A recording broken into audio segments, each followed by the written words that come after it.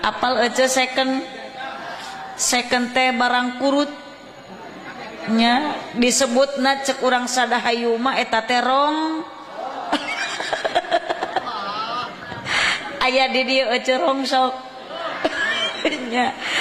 ari rongsok teh ece ember kurut rongsok katel kurut rongsok termasuk awewe kurut oge randa lain rongsok disatsen niku langit sinareng bumi dina ieu wengi urang sadaya maksad tolabul ilmi sejang ngabingakeun ka sohibul hajat nu waktos ayeuna kamu balik can mere cai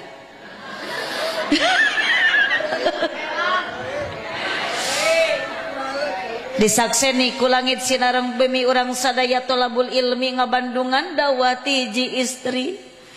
mugi-mugi urang sadaya ku ngalangkungan ieu tolabul ilmi sing jadi